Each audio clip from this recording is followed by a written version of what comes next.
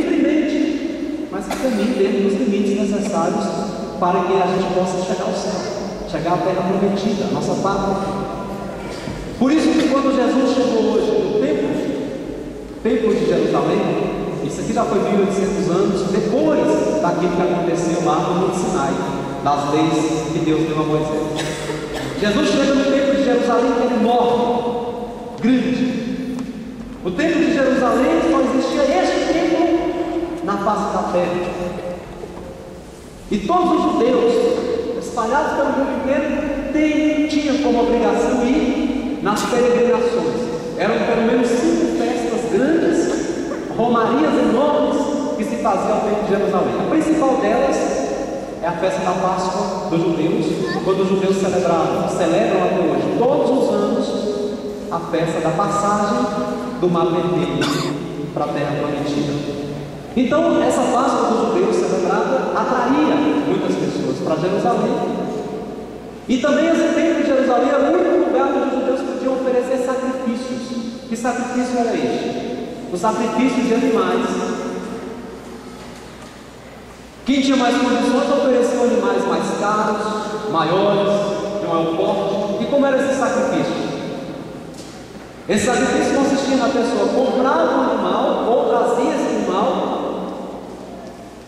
entregava para os serviçais, eles colocavam em cima de uma mesa que eles chamavam de altar, uma mesa de pedra, sangrava, o sangue desse animal então era derramado, e aí existiam vários tipos de rituais que eles rezavam lá, e ofereciam esse animal em holocausto, ou ofereciam esse animal no chamado sacrifício de comunhão.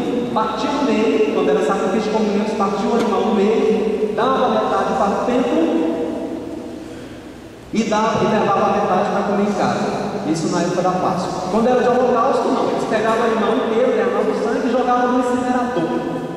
E a fumaça daquele animal subia para o céu. Segundo eles, para que Deus pudesse receber aquele sacrifício, aquela oferenda. Esses sacrifícios eram tantos que durante a festa da Páscoa chegava-se a sacrificar 18.000 cordeiros no templo de Jerusalém. 18.000.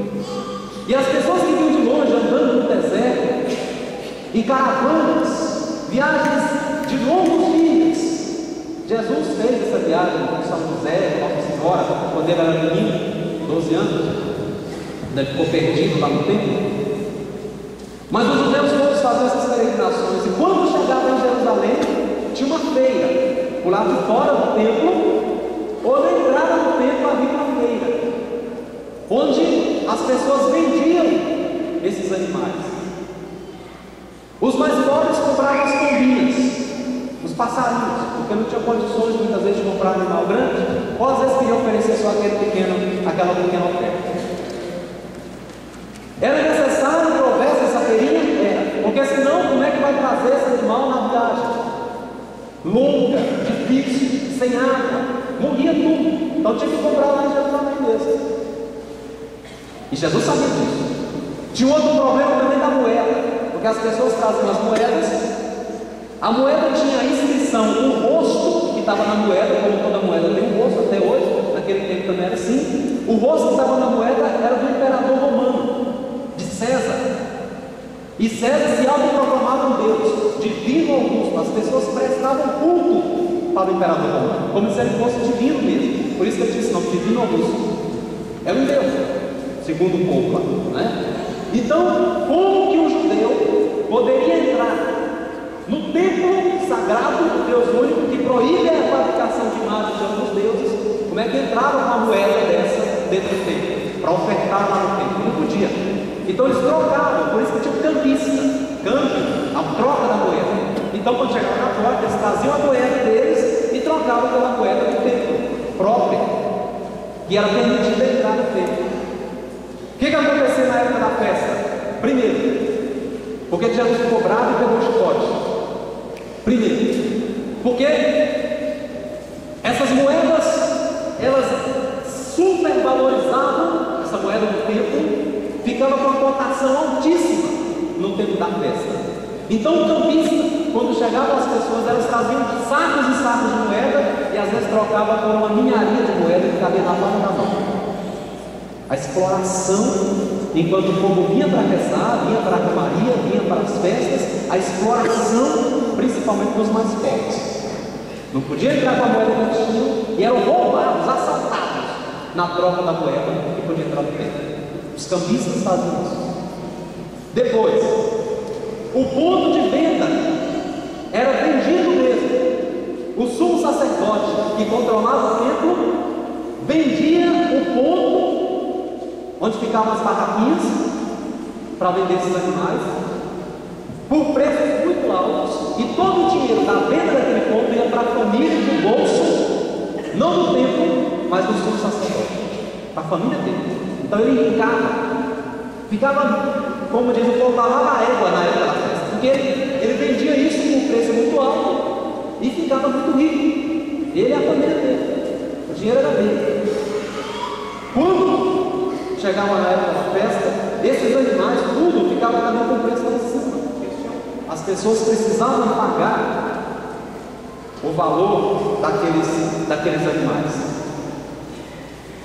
Então, quando Jesus chega na época da festa da Páscoa, diz o Evangelho, ele olha para aquele culto e percebe que a religião, que o povo eleito que Deus escolheu lá no deserto, que deu uma lei, que cuidou como a mãe cuida dos filhos, este povo se desviou muito da sua religião.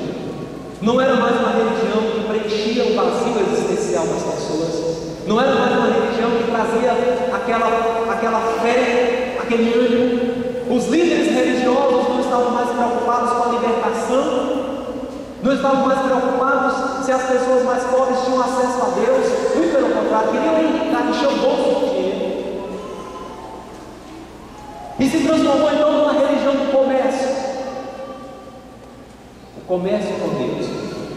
Os ricos podiam comprar animais gordos, bonitos, e porque os ricos podiam comprar aqueles animais gordos e bonitos, eles achavam que estavam fazendo um bom negócio com Deus. Por isso eles podiam pecar e muito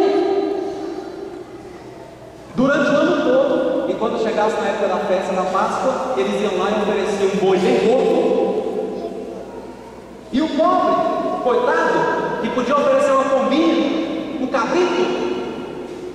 Então o pobre podia falar: olha, meu Deus, me desculpa, eu sou pecador, o senhor sabe disso, mas eu esforcei muito a pecar pouco, porque eu só tinha essa bichinha aqui, ó, pequenininha para te ofertar. Uma religião onde o pobre, pelo próprio sistema religioso, o pobre era excluído do céu, excluído da salvação, excluído da graça. Jesus não suporta uma coisa dessa. Não tem como Jesus suportar uma coisa dessa. Por isso ele pegou o chicote e expulsou. É chamada a purificação do templo. Vocês pensam, não foi só Jesus que fez isso. No Antigo Testamento todos os profetas profetizaram contra essa prática. Isaías, Zacarias, o profeta Oséias, todos eles falaram bravo, mas nenhum deles pegou o chicote e fez o que Jesus fez, com a autoridade de Deus, um sinal de profecia de nosso Senhor. Foi o que aconteceu. E o que nós podemos fazer para pegar essa leitura e trazer para os nossos dias? Nós podemos nos perguntar, porque quando Jesus fala, destruam esse templo e eu reconstruirei ele em 3 dias, a gente está falando do corpo dele, do corpo. A igreja hoje é o corpo de Cristo. São Paulo fala na carta aos Coríntios, na 1 Coríntios, que a igreja dos batizados são o corpo de Cristo Jesus. Nós precisamos nos perguntar se nós, membros da igreja, que somos do corpo de Cristo, não estamos também fazendo da nossa casa uma casa de comércio. Em que sentido? No sentido de que nós barganhamos com Deus, que as nossas práticas de devoção são uma barganha.